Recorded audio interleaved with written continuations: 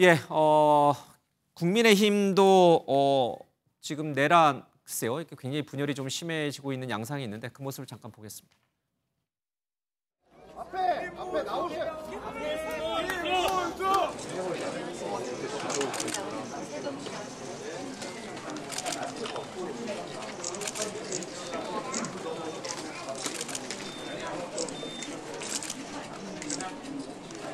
오늘 현충일을 맞이해서 이 나라 대한민국을 건국하고 또 전쟁으로부터 우리 대한민국을 지켜내고 대한민국의 위대한 오늘을 위해서 희생하신 모든 호국 영령들에게 깊이 감사를 드립니다.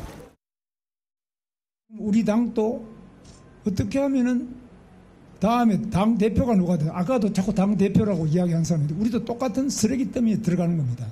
제가 대통령 떨어졌으면 됐지.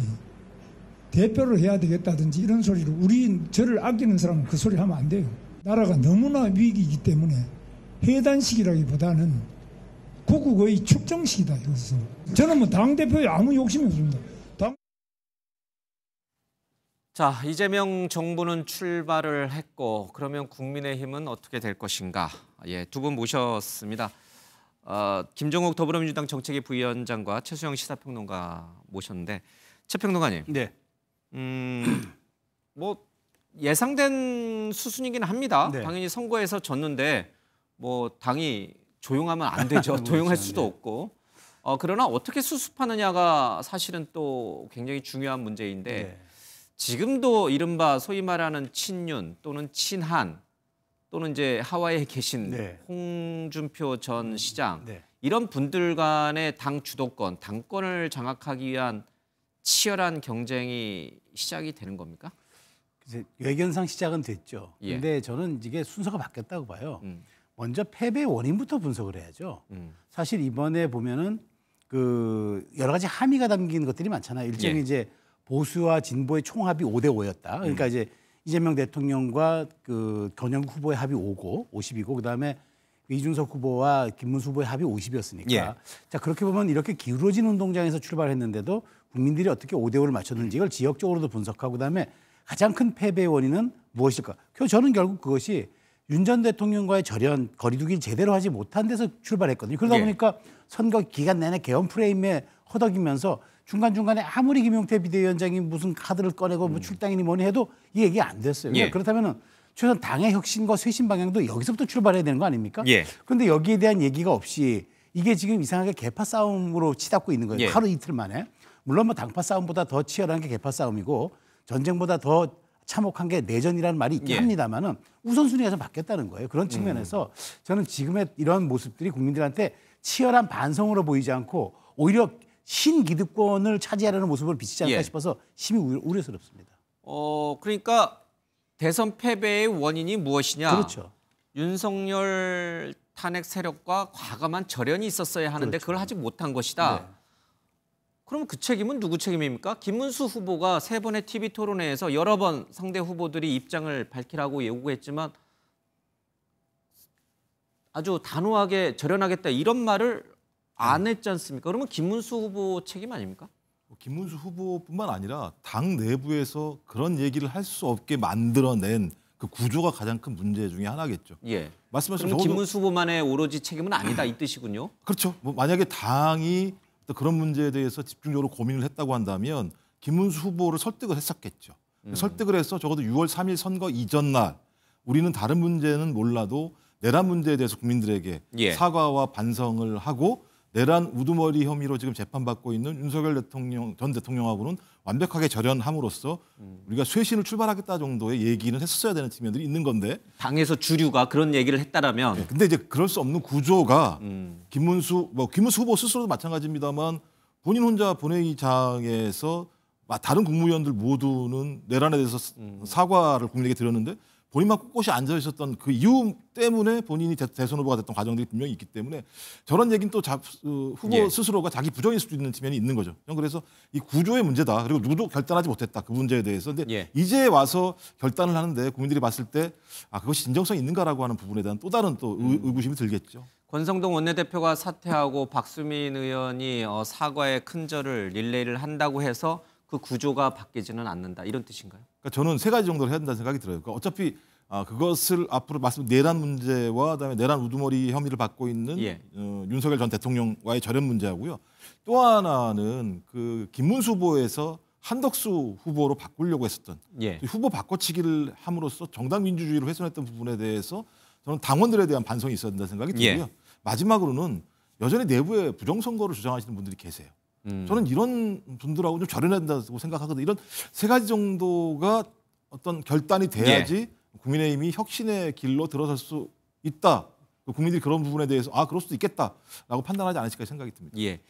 오늘 현충일이었습니다. 네. 근데 김문수 후보와 김용태 비대위원장이 나란히 이제 갔어요. 네. 먼저 대통령은 이제 공식 행사에 참석을 했고.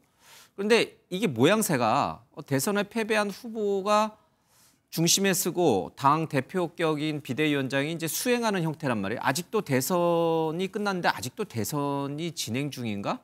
어떻게 보셨어요? 저 장면은. 그건 안 되죠. 제가 예. 보기에 저 모습은 물론 이제 선거 끝난 지 며칠 되지 않으니까 예. 뭐 예우 차원에서 하신 거다. 할 수도 있다고 보는데 예. 그러나 지금 엄연한 당대표는 김용태 비대위원장입니다. 예. 6월 30일까지 법적 권한도 있고요. 그런 측면에서 저런 모양새가 이제 물론 이제 이게 지금 당권을 놓고 경쟁하다 보니까 김문수 후보도 사실상 전 후보도 사실상 지금 당권 후보예요. 그러다 그러니까 보니까 저 모습이 상징하는 게 뭐냐면 김문수 후보가 이 철봉 그 그렇죠. 사진을 올린 예. 것도 그렇지만 야 내가 대선 패배했지만 여전히 내가 건재해. 당의 중심이고 내가 네. 대표가 될 거야. 네. 이렇게 말하는 것 같은 느낌이 드는 거예요. 그렇죠. 원래 정치를 말씀하신 것처럼 사실의 영역, 팩트의 영역이 예. 아니라 인식의 영역이거든요. 예. 이러한 사진, 이러한 뭐 연출, 그다음에 뭐 철봉하는 모습 이런 것들이 대중에게 던지는 메시지는 나 아직 건재해. 그리고 내가 아직 중심이야라고 보일 수 있기 때문에 사실 영역은 그게 아니더라도 그 인식 영역에서는 그렇게 인식한다면 그건 잘못된 거죠. 공당이고 예. 제1야당입니다. 그렇기 때문에 이럴수록 원칙과 어떤 그 말하자면 과정에서의 절차가 더 필요하다는 말씀을 드리고 지금 국민의힘이 저는 이런 백가쟁명식으로는 며칠 더 가야 된다고 봐요. 예. 더 알아야 돼요. 더 실질적으로 더 싸우고 그래야만 원래 적당히 골문 거 터뜨리면 더 덧납니다. 예. 아예 골마서 터뜨려야 저는 그게 이제 상처를 원복할 수 있다고 보기 때문에 온 산을 다 태우고야 비로소 화전민의 농사가 시작되듯이 저는 지금 이 상태가 더 내홍으로 차라리 가는 게 맞다고 저는 봅니다. 보통 대선에 패배하면은 뭐 좀 조용히 계시다가 이제 뭐 유학길에 오르거나 네. 잠시 이제 정치 일선에서 빠져 있잖아요. 뭐 네. 정계 은퇴하시는 분들도 있고. 그러나 김문수 후보는 전혀 그런 모습은 아닙니다. 철봉도 하고 오늘 현충일도 가고 현충일 기념식 행사 참배도 가고 이런 모습을 좀 보였습니다. 자, 저게 상징하는 게 이제 말씀하신 것처럼 당권 도전의 뜻을 갖고 계신 건가?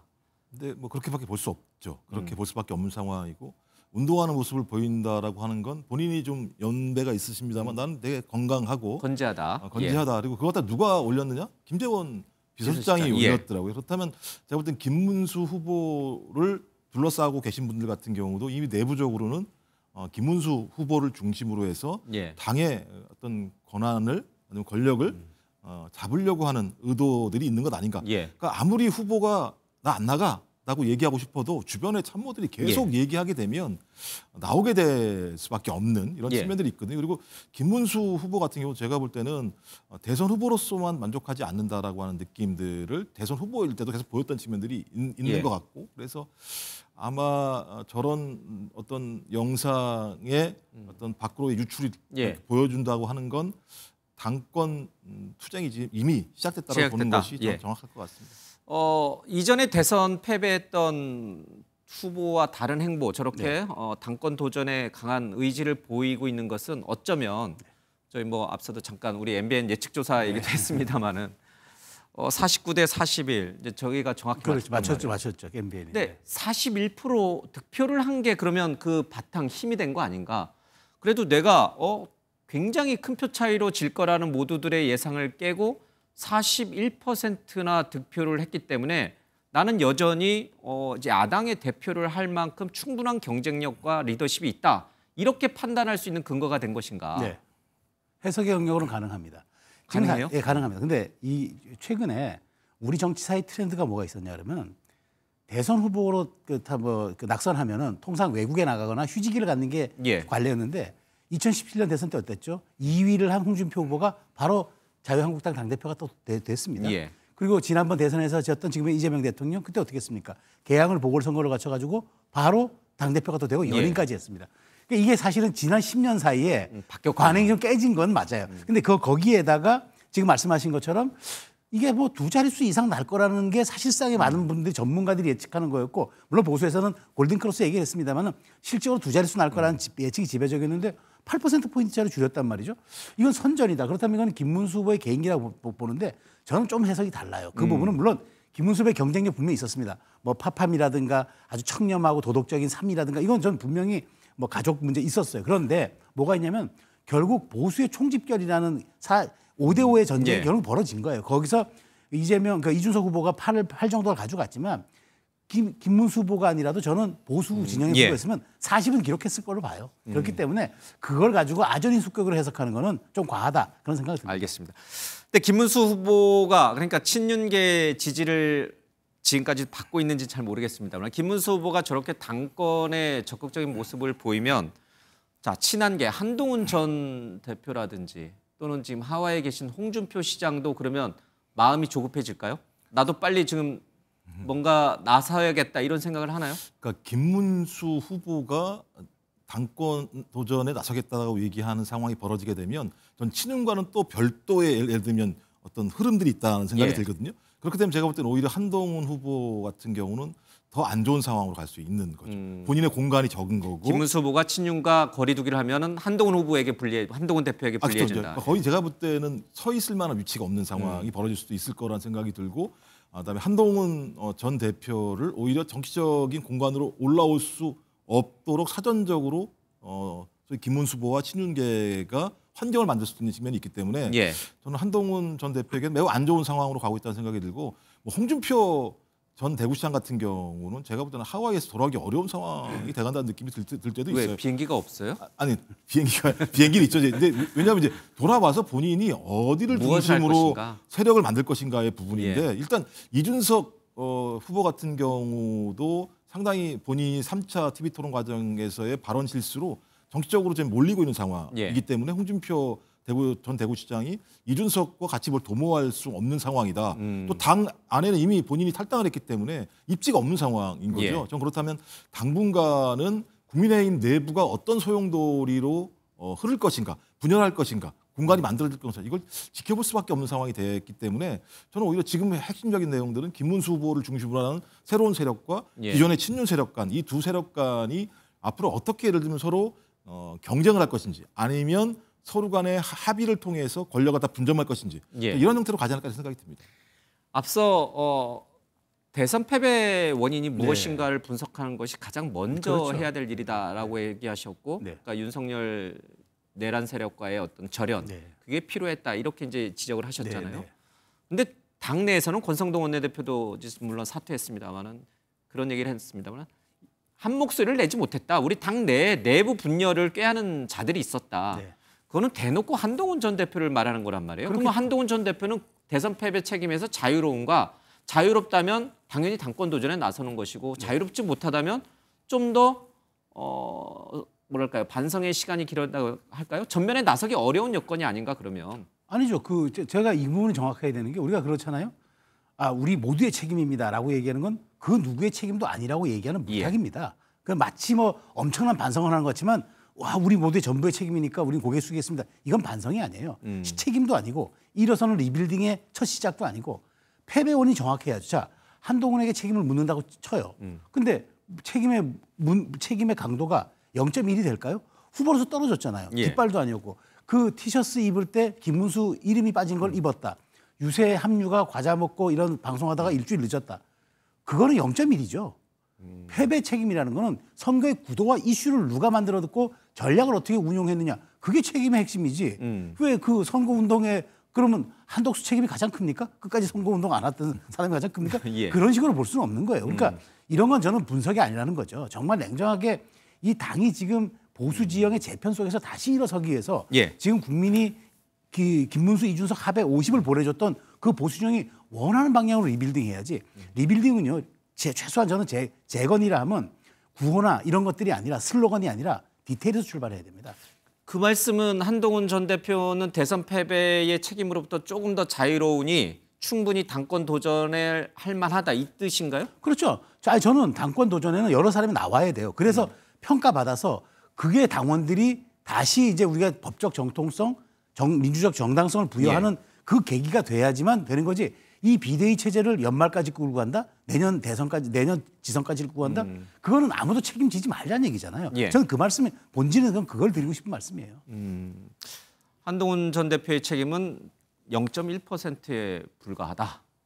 굉장히 한동훈 전 대표가 들으면 기운이 나는 말인데 과연 국민의힘 당원들이나 국민의힘의 지금 의원들도 그렇게 생각하고 있을까? 이게 딜레마 같아요. 41%라고 하는 게 좀 딜레마라 생각이 예. 듭니다. 그러니까 이게 폭삭 망한 것도 아니고 애매모호한 득표를 한 상황인데 그 득표의 핵심 지역이 영남이에요. 그럼 예를 들면 그렇죠. 영남 지역이죠. 그러니까 TK. 그럼 이쪽 지역에 있는 국회의원들 같은 경우 자기의 세력들을 계속 유지하는 것이 나을 것인지 아니면 진짜 혁신의 길로 가는 것이 맞을 것인지라고 판단했을 때 애매모호한 지점이 있는 거죠. 오히려 지금에 있는 시스템으로 가는 게 낫다라고 판단이 들면 과거의 친윤 체제와 같은 형태의 기득권 연대가 더 강화될 가능성이 높은 거죠. 그렇게 되면 제가 볼 때는 한동훈 전 대표 같은 경우 입지가 만만치 않을 거다. 그러니까 대중적인 힘으로 될 거다 이렇게 얘기하는데 저는 한동훈 전 대표 같은 경우는 오히려 이번 대선 과정에서 본인의 대중성들을 더 상실했다는 생각을 가지고 있기 때문에 앞으로 재기하는데 상당히 큰 어려움이 있을 거라고 생각이 듭니다. 두 분이 약간 전망이 다른 건가요? 한동훈 전 대표에 대해서? 그러니까 뭐 이제 한동훈 책임보다는 이제 아마 지형상에서 이 41%의 득표가 갖는 함의에서 보면은 한동훈의 입지가 조금 축소된 거라고 보는 것 같은데 저는 그 점은 이제 해석에 따라 다를 수 있다고 봐요. 그러니까 그게 이제 TK에서 많은 표를 나왔지만 실제로 수도권에서는 이재명 후보가 많이 붙었어요. 그 경기에서 많이 졌지만 그러면 지금 이 서울의 보수 지형의 변화는 뭘로 해석할 것이냐. 자, 그럼 이건 누가 이걸 견인했느냐. 김문수냐 한동훈이냐. 이런 점들에도 해석 여지가 있기 때문에 좀 조금 논란의 소진이 있을 거로 봅니다. 알겠습니다. 자, 이번 대선에서 패배한 또 다른 한 명, 이준석 개혁신당 후보였습니다. 영상 잠깐 보겠습니다. 저희가 굉장히 호응이 좋았고 무엇보다도 이제 그걸 전환해가지고 대학교별 대학생위원회 조직으로 저희가 조직하려고 바로 어제부터 착수했습니다. 저는 솔직히 말씀드리지만 그때 완화했음에도 불구하고 그 정도로 불쾌감을 느끼실 분들이 있는지는 제가 예측하지 못했습니다. 그래서 돌아간다면 그렇게 하지 않겠죠. 이것을 알고 간다면은. 근데 뭐 당연히 후보의 검증 차원에서 나올 수 있었다 이런 얘기를 생각하고요. 앞으로 그런 표현할 때 조금 더 순화할 수 있도록 하겠습니다. 예, 이준석 후보 역시 대선 패배의 책임을 갖고 뒤로 2선으로 빠지는 게 아니라 이제 학식을 자꾸 연장해 가려고는 생각을 하고 있는 것 같습니다. 이게 맞는 건가? 이게 맞는 건가요? 이제 아까 이제 우리 정치 대선 패배하는 분들이 이제 유학 안 가고 계속 이제 당권을 장악하면서 다음 차기를 도전하고 노리고 그랬던 걸로 이제 바뀌었다고 하는데 정말 이게 맞는 건가? 근데 뭐 이준석 후보는 두 가지 어떤 양가적인 뭐 판단이 될 수 있겠죠. 본인이 대통령이 될 수 있다고 저는 나왔다고 생각하지 않습니다. 미래를 위해서 본인이 이번 대선을 거점으로 삼았다고 생각이 들고 그렇겠죠. 예. 그렇다면 본인은 앞으로 계속 그 길로 가겠다라고 하는 생각을 가지고 뛰어들었겠죠. 그리고 가장 먼저 대선 출마를 선언했었기 때문에 그러니까 내란 문제가 잘 정리되지 않은 상황에도 본인이 대선에 뛰겠다고 국민들에게 얘기를 하고 나와서 본인의 꿈이 명확하게 대통령이다라고 생각을 하는 측면들이 하나가 있는 거죠. 그렇다면 저는 당연히 대선에서 패배했다고 하더라도 지속적으로 자기에게는 이제 선거, 계속 대선 후보로서의 선거운동을 한다고 생각할 수 있는 거죠. 저는 그거는 의미가 있다는 생각이 들고 또 하나는 8%가 나왔으면 엄청나게 많이 나온 겁니다. 제3후보가 8%가 나왔다, 10%가 안 넘었다고 하더라도 상당히 많은 지지를 받았기 때문에 본인 입장에서는 이제 가능하다. 나는 이제 새로운 근거들을 갖다가 확실히 다졌다라고 생각할 수도 있는 거죠. 근데 최대의 문제는 그 내용입니다. 내용. 그러니까 이준석의 정치가 무엇인가에 대한 부분은 많은 국민들은 좋지 않게 봤을 거라 생각해요. 예. 이번 같은 경우 다 아시겠습니다만 소위 젠더 갈라치기, 세대 갈라치기, 사회적 약자나 장애인에 대해서 혐오와 배제를 통해서 그런 혐오와 배제를 불러넣어서 거기에 열광하는 사람들을 가지고 정치를 하려고 한다면 예. 그 정치가 건강한 정치인가 민주적인 정치인가라는 부분과 관련해서 많은 국민들이 아니라고 판단하니까 이번에도 어떤 그 징계안 관련해서도 14만 명이나 되는 국민들이 아주 빠른 시일 내에 서명까지 하는 상황이 벌어졌기 때문에 제명시키라는 청원이 14만 예, 명이에요. 14만 명이나 된 상황이기 때문에 저렇다면 저런 정치를 본인이 돌파하려면 본인이 뭐 대학생위원회를 만들겠다 이런 얘기를 하는 게 아니라 본인의 발언에 대해서 진짜 진정성 있게 사과를 하고 건강한 정치의 예. 방향으로 가겠다는 얘기를 했어야 되는데 그런 얘기가 없이 그냥 다시 권력을 추구하는 거 아니겠습니까? 저는 오히려 우리 사회가 어쩌면 매우 위태로운 정치인을 하나 키우고 있다는 생각도 들어요. 그런 면에서. 이준석 지금 전 대표라고 불러야 의원이라고 되겠죠? 의원이라고 부르고. 예. 이준석 의원은 8% 득표를 한 것을 만족해 하고 있습니까? 앞서 이제 굉장히 많은 득표를 한 거다 제3의 후보가. 그래서 지금 이준석 후보는 거기에 고무돼 있는 건가요? 아니면 자기가 좀 그 토론회에서 그 표현 여성과 관련된 표현을 쓰지 않았더라면 10%도 얻을 수 있었는데 내가 괜히 이상한 말을 해가지고 내가 2% 더 못 얻었구나. 그래서 내가 반성해야겠다. 이런 마음입니까? 어느 쪽입니까? 그러니까 저는 그 반성의 마음보다는 본인이 거점을 확보했다고 의미를 더 부여하는 것 같아요. 그래서 정면 돌파를 하는 것 내 같은데. 스스로 잘했다. 이렇게 그러니까 생각하는 그 거군요. 선전했다고 보는 것 같아요. 왜냐하면 예. 역대 제3후보 지대에서 두 자릿수 득표를 한 사람이 세 사람밖에 없어요. 이인재, 이회창, 그 다음에 이제 안철수 정도고 심지어 지난 대선에서 지난 2017년 대선에서 유승민 후보가 7을 못 넘었어요. 7%를 못 넘었어요. 예. 6.5인가 제 기억에 6.7인가 나왔는데 그러니까 대단한 거죠. 근데 저는 이렇게 봐요. 어쨌든 그걸로 인해서 본인이 지금 정치적 위기라고 아까 표현하셨는데 어쨌든 지금 상당히 논란의 중심에 서 있잖아요. 예. 그러면은 원래 우리가 소나기 올 때 좀 피하는 게 맞습니다. 장작이 물에 젖었으면요. 마를 때까지 기다려서 불을 피워야지 그 억지로 불 피우려고 휘발유 뿌리면 사고 납니다. 그러니까 적당한 시간과 성찰의 시간은 필요해요. 국민이 보더라도 이준석의 성찰의 시간이 어느 정도라도 예. 있는 다음에 해야지 저렇게 바로 나오는 거는 나 이 모든 이슈를 정면 돌파하겠습니다라고 비칠 수 있으니까 제가 아까 말씀드렸잖아요. 정치는 사실의 영역이 아니라 인식의 영역이라고. 그런데 이번 선거에서 봤지만 만약에 김문수 후보하고 이준석 후보가 손을 잡았다면 단일화를 했더라면 결과론적인 얘기긴 합니다만은 득표율만 놓고 보면 단순 합산을 하면은 이재명 후보를 넘어서거든요. 결국은 대권의 뜻이 있는 보수 후보라면 대권의 뜻이 있는 이준석 후보라면은 결국은 국민의힘과 내가 또는 후보와 후보가 단일화를 하는 거 말고는 답이 없구나라는 것을 너무나 절감했을 거란 말이에요. 그 과정, 그 정계 개편 과정은 가능성이 없습니까? 왜 가능성이 없겠습니까? 제가 볼 때는 이준석 의원은 제가 볼 때 5%가 나왔건 8%가 나왔건 10%가 나왔건 자기 정치를 할 겁니다. 5%는 5%의 의미를 찾아서 8%는 8%의 의미를 찾아서 다음 대선에서도 10%는 10%의 의미를 찾아서 아니 지금 만약에 8%가 나왔습니다만 그러니까 본인은 유일한 꿈이 하나밖에 없다라는 거죠. 대통령이 되겠다라는 꿈이 있는 거죠. 대통령이 되기 위해서라면 그 과정에서 단일화를 할 수도 있고 단일화를 안 할 수도 있고 합당을 할 수도 있고 합당을 안 할 수도 있고 그다음에 내가 들어갈 수도 있고 아니면 내가 흡수할 수도 있고 그러니까 자기의 영역들 그러니까 본인이 지지율이 높아가게 되면 어떤 것도 할 수 있다라고 판단하는 것 같고 그런 측면에서 내가 지금 20, 30대한테 상당히 많은 인기를 얻었어. 여기를 확고하게 만들어야겠다.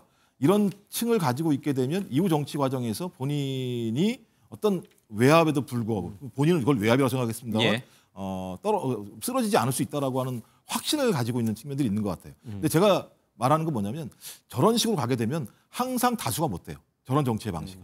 항상 소수일 수밖에 없는 거죠. 왜냐하면 특정한 세대만을 위해서 그 세대에게 어떤 호소를 하고 그 소수의 지지층들만 열광하게 하는 정치를 가지고 본인이 다수가 될 수 없다. 그럼 아마 그런 것을 절감할 때 제가 볼 때는 합당이란 카드를 만들 건데 합당도 그냥 하지 않을 것 같고요. 국민의힘이 큰 내용을 거치고 난 다음에 그런 공간들을 노리고 소위 이 합정 연행을 시도하지 않을까 생각이 듭니다.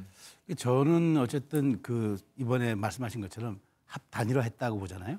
그럼 저는 이재명 대통령이 과반 넘었어요. 그러니까 이준석 후보의 표가 양가성이 있었거든요. 그러니까 개혁 보수를 지향하는 사람들이 모인 보수형 표도 있지만 이재명의 민주당에 조금 실망하거나 거기에 참여하지 않은 중도 진보 사람들도 약간 있었어요. 그러면 표가 분화가 됐을 거라고 봐요. 그러면 김문수 후보의 합도 올랐겠지만, 총 득표도 올랐겠지만 이재명 대통령도 과반이 넘었을 수 있다. 그러니까 저는 이 부분은 오히려 단일화를 안 한 게 보수로서의 오히려 5대5 지형을 보여주는 사례가 된 걸로 보고요. 앞으로 그런 측면에서 이준석 의원이 예. 보수 통합이나 보수의 이제 진보 진영에 그러니까 보수 진영에 뭘 키를 잡으려면은 저는 지금 저 갖고 있는 좀 전에 비주류로서의 태도를 조금 극복하는 거 그건 또 필요해 보입니다. 그런 방식 그다음에 그런 모습 이런 것들 그러니까 어쨌든 저는 성찰의 시간을 좀 갖는 게 저는 그게 좀 필요한 시간이 아닌가 싶어요. 알겠습니다. 앞서 이제 김현정 의원도 그렇고 이제 여러 평론가들과도 얘기했습니다. 오늘 이제 대통령실 정책실장을 비롯해서 경제성장수석, 사회수석 인사가 있었습니다.